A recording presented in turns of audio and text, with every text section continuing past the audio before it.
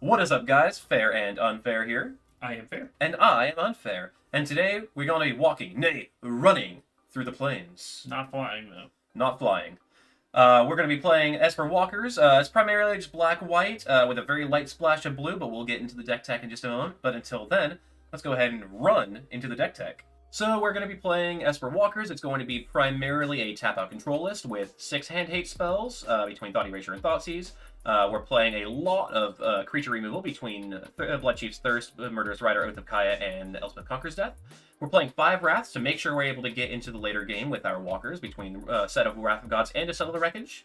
And then we're playing a couple of lower cost walkers just to have a bit of utility between Ashiok, Dreamrender, Kaya, and Dovin. And the Gideon would also be in this spot as well, but Gideon is actually going to be what we consider one of our main win condition walkers for for grinding out value, which alongside Liliana, Teferi, and 5-drop Ashiok rounds out a very consistently powerful deck selection, being able to have access to creating creatures from Ashiok, being able to deal with creatures with Liliana, Gideon, and Dovin, and then Kaya is actually a win condition as well, but being able to use her -5 because the 2 different Ashioks do a very good job of exiling other cards, and we have actually been able to win multiple games using the Kaya ultimate, so that's not something that you should just ignore completely with a lot of other versions of Kaya decks. We're playing 25 lands, pretty simple, pretty much all black-white with a couple of blue splashes with Hallowed Fountains and Glacial Fortresses. And then we're playing a Singleton Amaria's Call as well, just because of the fact that it is something we do have a small chance of casting. Sideboard is pretty cut and dry as well. We're playing Authority of the Consuls for Goblins primarily, as well as Gruul. Duress, Ashiok, ECD, and Thought Distortion for our control matchups. Rest in Peace and Grafdigger's Cage, as well as Ashiok as well for other Graveyard Hate. Legion's End is another good removal spell, and then Timely Reinforcements and Baneslayer Angel are both good life gain effects, with Timely Reinforcements being really good for getting you to your later part of the game, being able to have blockers for your walkers. But with that out of the way, let's go ahead and get into a game. Looks like we are on the draw, and our hand is going to end up being 3 lands, Kaya, Ashiok, Teferi, and Liliana. Depending on the matchup, this could be a good hand. However, we don't have any creature removal other than Kaya's -1. If we're playing against a mid-range deck, though, this is kind of the ideal hand because of the fact that we do have access to Ashiok and Kaya. We're going to keep it. I think it's keepable. We just have to hope they're not like Gruul or something. Yeah. Goblins. We're actually fine with Goblins, too, because the -1 actually gets rid of the Skirk Prospector, which is fine. And the Settle the Wreckage was a huge draw. Being able to protect our walkers or ourselves from creatures in the next turn or two. Looks like we're playing against blue red. I'm intrigued as to what the opponents are playing. Blue red stuff. Yeah, so I'll just go ahead and play. Just keep on playing lands out. The opponent's not doing anything that matters right now. Frantic Inventory, interesting. So the opponent's playing some spice today. This Kaya's gonna be nice. It's going to be fantastic. Being able to exile that Frantic Inventory so that way they're not able to get as many cards off of their subsequent Frantic Inventories is going to be really nice. So we're either playing against Phoenix or we're playing against Dynavolt Tower? Which our matchup, we actually have a pretty good matchup with both of those matchups because of the fact that we have a lot of Graveyard Hate in the main board. Which is another reason why this deck can actually be really competitive in the historic meta, because of the fact that Kaya and Ashiok are both in the main board, and we have more Graveyard Hate in the side. We are able to deal with a lot of creatures you wouldn't be able, or a lot of decks in general you wouldn't be able to deal with otherwise. Do we just go ahead and like Bloodchief's Thirst here? Yeah, we're going to go ahead and kill this Bone Crusher Giant. Like we have access to other walkers as well as Settle the Wreckage. And we want to kind of just keep our Kaya going. And plus, we can also use her plus ability to gain some life off of this Bone Crusher Giant as well, going back up to 20. Yeah, we don't really care about losing a little bit against them. Yeah, exactly. I'd like to know what they're playing, though. Yeah, right now we don't really know much about what they're on, other than the fact that they're on blue-red spells of some kind. But we will find out in the near future. One thing to note, as I said earlier in the deck tech, Ashiok and Kaya are actually really fantastic together. We're probably going to play this Ashiok next turn unless they do something really, really big. Well, the Kaya is not as good anymore, so there's a good chance we just play this Liliana to start accruing value off of her. We'll play the Temple of Silence to search for a blue source, so we can play these Teferi's as well. Once again, we don't play very many blue cards in the deck, other than Teferi and Big Ashiok, as well as Thought Erasure. And so we don't play very many blue sources, but when we do, but we usually do have the blue mana that we need to cast our blue spells when we get there.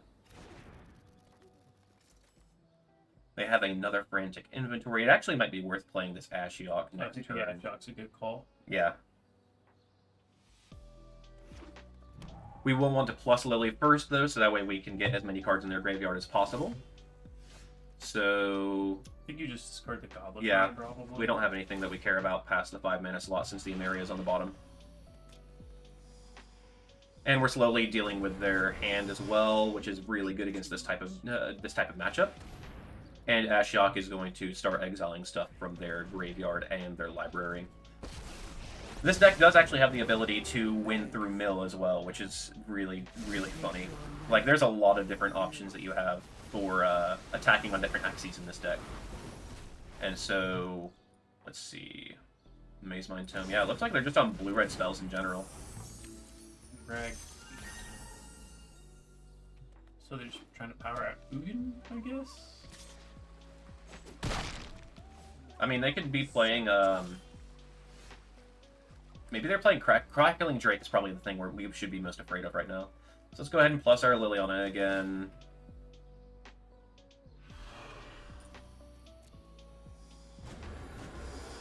Yep. Oh, yep, there's the Ugin. Wow, good call. I just can't... And there goes another Frantic Inventory as well. It's at least 3. Yeah.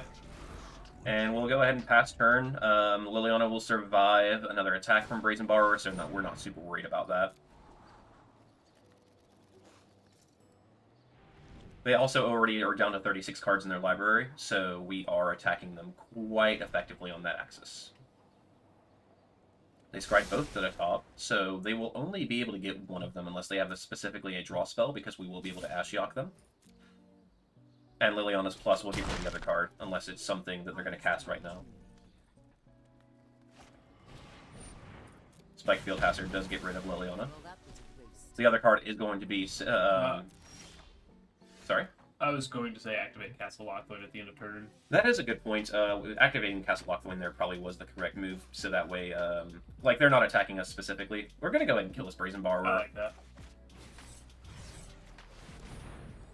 Go ahead and get rid of the board, and we get to keep on activating Ashiok, slowly getting rid of all the resources. Frantic Inventory was left on top as well. They probably just left it on top because they knew that we would be activating Ashiok. And their next Brazen Bar was gone. Yep. So they don't... And the one thing to note, though, is if they are playing Crackling Drake, it is going to be difficult for us to deal with... or it would be difficult for us to deal with outside of the Subtle Wreckage, because it will continue to get big anyway because of the fact that it does count things in exile. Shark Typhoon. And We got the Teferi just in time. So we'll go ahead and tuck that, and we will get to activate Ashiok, getting rid of it completely. Sorry, did I just see a Stone Coil Serpent? I think you did. Let me double check. Yep, you did. I don't know what we're playing again. I'm not sure either, honestly. ECD is sweet. Wish we had something to actually hit with the ECD, but it's nice to hold on to for things like Shark Typhoon, Ugin, or Crackling Drake if they are playing it. I think it's fine. Just go ahead and minus it. Yeah, go ahead and keep on exiling stuff. Excuse me. I'm actually going to go ahead and play the Murderous Rider as a creature here, since we do have the ECD to deal with other permanents, and that way we can start attacking on the combat aspect. That's probably okay. Well, you know, or that. So for sideboarding, we just cut our Wraths and brought a couple other things in to be a little bit more effective in this matchup, like Duresses. This hand is unfortunately not good enough. Yeah, we don't have... If this Gideon were a spell, or a Black Source, maybe it would be worth keeping, but I don't think it's worth keeping right now. I don't think we can keep this either, unfortunately. It's very close, but it's not... We don't have any, like, specific sideboard hate. Yeah. The Baneslayer is another thing we brought in because red-blue doesn't really have a good way to effectively deal with something with 5 toughness, but we don't want that in our opening hand. We want that, like, mid-game. I guess we have to keep this. Just drop the fairy and... Teferi and probably the Blood Chief's Thirst. Probably, yeah. They didn't show any early game creatures. We can use Duress to take out their first spell, and then Kaya can get rid of their Frantic inventory they probably play here. If, of course, we draw a land. That was the perfect land we could have drawn. Alright, so they have Brazen Bar, Bone Crusher, Ugin, and Spikefield Hazard. We just have to take the Ugin. Yeah, we have to take the Ugin, but I just wanted to make sure they didn't have anything that we're really worried about in the near future. So just blue-red spells featuring Ugin at the top end. I mean, sure. Yeah. I love that we drew exactly Godless Shrine too, so both of our castles enter the battlefield untapped. It was very convenient. It really was. It sped up our clock by quite a bit. So we just slam the Oath here? Yep, we go ahead and slam the Oath here, kill the Bone Crusher Giant, and that also forces their Brazen Borrowers who make them take damage whenever they attack our Planeswalkers in the upcoming turns. If, of course, they play Brazen Borrower as a creature. Alright, so we're going to go ahead and play the Kaya here. We are expecting them to jam their Brazen Borrower here in order to use it as an attacker. And we're going to go ahead and get rid of both of those. We also gain the life because of Kaya's creature clause, which is super sweet as well. And if they do attack the Kaya with their Brazen Borrower, they will be drained by 2. They use their Spikefield Hazard on the Kaya as well to make sure that they're able to assure the damage, which I'm fine with, them using 2 cards to kill 1. Yeah, I'm fine with that draw. Yeah, and we have a very long time to find a way to deal with it. We would actually be really happy to draw...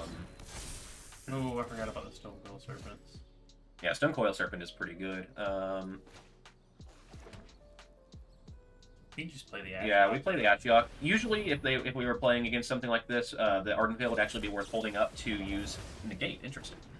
The Ardent Veil would be worth holding up to create blockers, but since Stonecoil Serpent has Trample, it's not really worth it, unfortunately.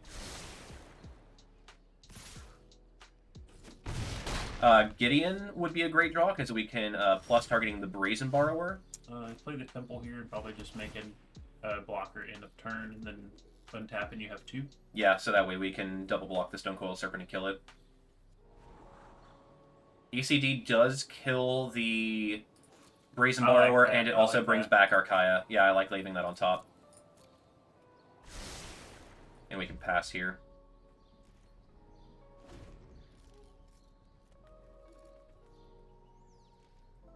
For those of you guys who have not played with Stonecoil Serpent, it's actually really good in this meta because of the fact that it does have protection from multicolored and it is a scaling threat. So I highly suggest for anybody who hasn't played around with this card to try it out. It has been surprisingly powerful in a lot of the decks that I've utilized it in. You said scales. Did I? Yeah. Oh. I thought you were talking about hardened scales. I was like, wait, is that in the format? Alright, so we'll just go ahead and jam this Elspeth right here. Elspeth Conquers Death. That's their clock over half.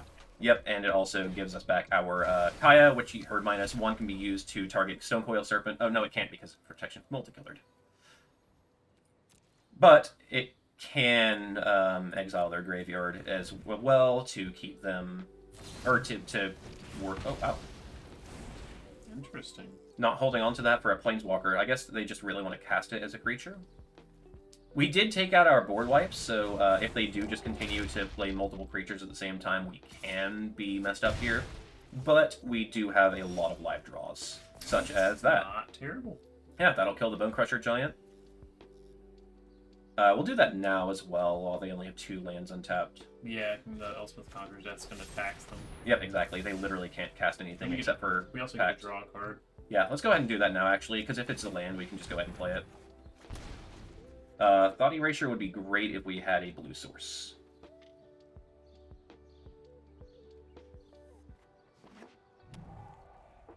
So we're going to use ECD to get back our Kaya on this next turn, exile a couple of things out of their graveyard, and just slowly but surely keep on taxing them. That's beautiful. Yeah, I'm perfectly fine with that. And Kaya will come in with an extra loyalty as well, meaning that she's able to ult next turn. So we'll take out that and the negate. They will go up to 5 cards in exile, which isn't enough to really note right now. Yeah, we're going to pass turn, and we're going to activate Ardenvale. We're probably not going to block, though, so that way we can make a second token on the next turn and just double block and kill the Stonecoil Serpent. Seems decent. Yeah, the second Elspeth Conqueror's Death is super great, because that's going to be able to deal with pretty much any of their threats, other than specifically Stonecoil, considering the fact that it's technically a 0-drop.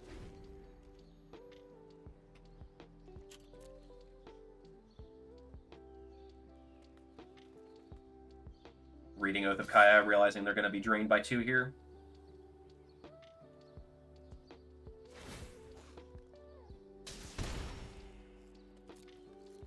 Yep, we will not block. Kaya will go down to 3, and we will make a token here. If we get one more land, we can make a token and activate... No, sorry, we need 2 lands in order to make a token and activate Locked Lane. I'm fine with that being what they do with that. Duress was actually a great draw, because we can try to take their Ugin out of their hand if they have a second one. If they try to counter this, that means it's definitely going to be an Ugin, because that's pretty much the only thing that they would really want to protect with it. So we do have the ECD to deal with that, which is nice. And we're just going to keep on exiling stuff. And as they keep on attacking the Kaya, we will keep on draining them with the Oath of Kaya. It's almost like they were meant to be together. Her and her oath. Weird. Yeah, if they keep on attacking Kaya... Oh, okay, no, they are going to start attacking us. Make a dude. Yep. And they only have 6 mana available right now as well. 6 power. Stonecoil is a lot scarier. We do have, Locked Lane. Well, I was thinking we do still have, like, 3 Bloodchief's Thirst and 3 Murderous Riders in the deck? Yes, we do. I think we could activate Locked Lane here to try to draw one of those. I think we don't have a choice. Yeah, it's unfortunate, but we really need to find something. Guess we'll plus here. Do we have... No, we don't have any creatures in our graveyard. We'll just submit 1. They are attacking for 8 here, so we need to have a way to deal with their Stonecoil Serpent next turn immediately. If we're able to kill it, then we're going to be able to exile it with Kaya, which will gain us 2 life. We can block... Yeah, we... Oh, wait, no. We... That's surprising. I thought they were just going to go for blood here. I think we just let all this happen. Yeah, that's fine. I'm fine with Kaya dying here. I'm actually kind of surprised they decided to do that. I think we actually activate Locked Lane again. You have to. It's unfortunate, because we'll be taking 4 off of that, going down to 5, but we really need a way to deal with that Stonecoil Serpent. That's not a way to deal with it, unfortunately, because Teferi is multicolored. You can shock in the Teferi, draw a card, and hope to hit a Bloodchief's Thirst. That's definitely our out.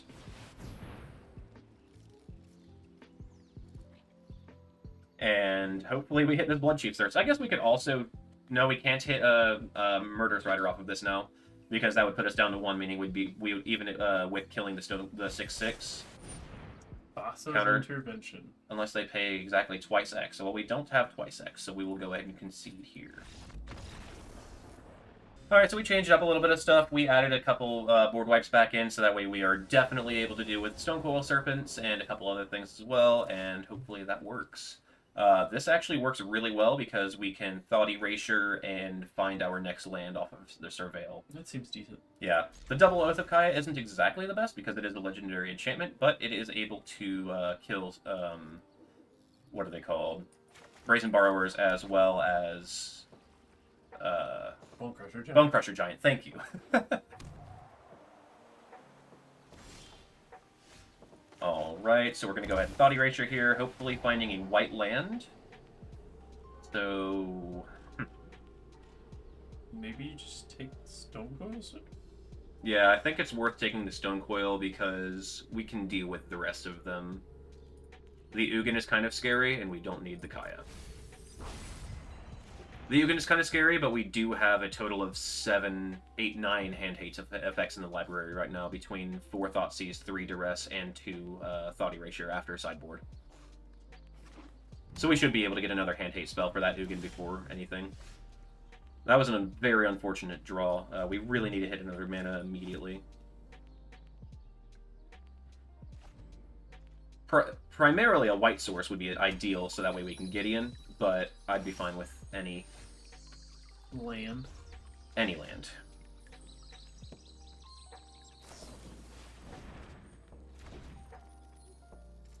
If we do draw a land here, we're on this next turn, we're probably going to play the Ashiok over the Gideon now, just so that way we can get rid of that frantic inventory, so they can't get accrue value out of their next ones.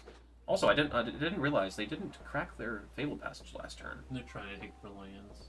Yeah. They're doing a little bit better than we are. Land. Alright, cool. We just oath now. Yeah, we have to get rid of that Bone Crusher immediately. And we end up netting 1 life, even though the Bone Crusher will... It doesn't target because it's a spell. Oh, you're right. Yeah. I thought it was any time it's targeted. That's sweet. No, I've oathed a lot of giants.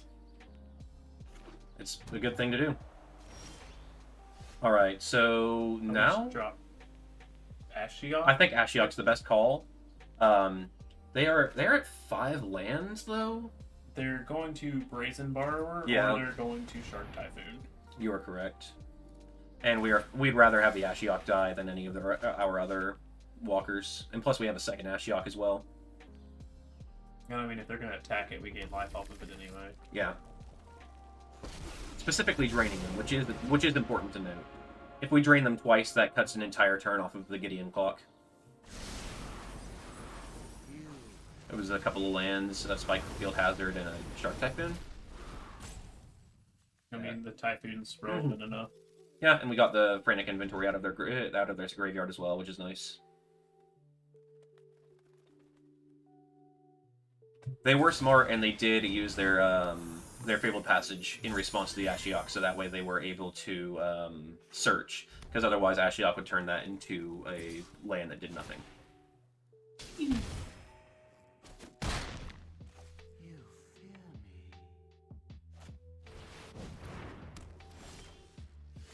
Alright, so...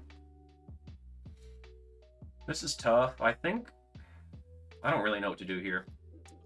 So they've got... I think the first thing we do is activate Ashiok targeting them. Probably. We can figure out what to do after that. Got rid of a second Frantic Inventory and a Negate. So the question is it worth playing Gideon and blanking the Borrower, or do we duress trying to take whatever they're trying to cast off of, or trying to get tokens off of? If we duress them, we can also... Oh, no, we can't also Bloodchief's Thirst. I think we Gideon here. I think you Gideon. We Gideon and we go ahead and make their Brazen Borrower unable to do damage. Missing multiple land drops here has really hurt us. Oh my goodness. Yeah, I don't think there's a way for us to win outside of this. We can try to fight through it for maybe a turn or two, but... So start with the Duress. Yeah, what we can do is we can duress them. We have to hit the Ugin. Yeah, it has to be the Ugin. Yeah, and the Thassa's Intervention is going to give them 2 massive tokens. So we can Oath of Kaya, the Brazen Borrower, Gideon plus the Shark Typhoon. And then the Bloodchief's Thirst can kill a token as well. And if we draw a land, then we can Liliana minus as well.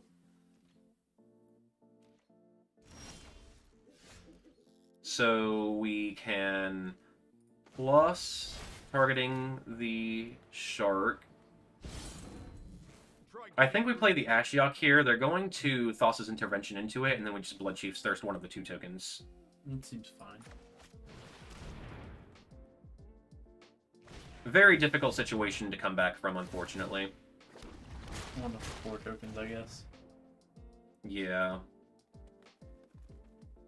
Yeah, they Thassa's Intervention for for 2 here, making 2 more 4/4s.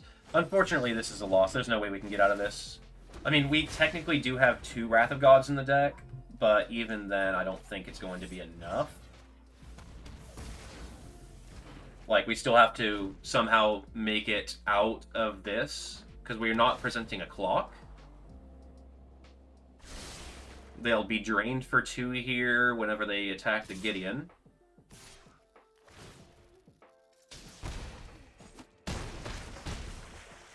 And we have to draw exactly Wrath here in order to just try to survive.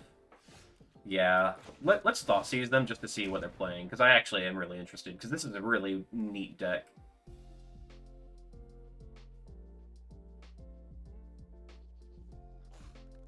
Opponent has the win. We're going to concede either way. I just want to see what they're playing.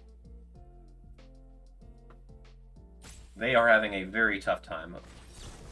Alright, they did not let us see. Unfortunately, sometimes this deck does have a difficult matchup against itself. More so than anything else. Primarily because of the fact that you can run into issues like that where you just miss land drops in. But that's something that every single deck has a problem with. Like, sometimes you just don't hit your lands. We were playing 25, so we should be able to properly hit them. But unfortunately, that was just not the case for that matchup. But as you saw, like, we do have the opportunity to activate our walkers and have a lot of different effects between them. Like, Gideon is really powerful. They're very synergistic as well. Like, all the exile effects in the deck work really well with Kaya Ultimate, and Kaya Ultimate's really not that difficult to get to. Yeah. But if that's going to be it for today. If you enjoyed it, don't forget to like, comment, share, and subscribe. We're going to be doing a giveaway for this Marty McFly pop figurine in the background. If you join our Discord in the link down below, the rules are going to be for that. And we are really excited to be giving away something super cool for you guys. But until then, we will talk to you guys again next week.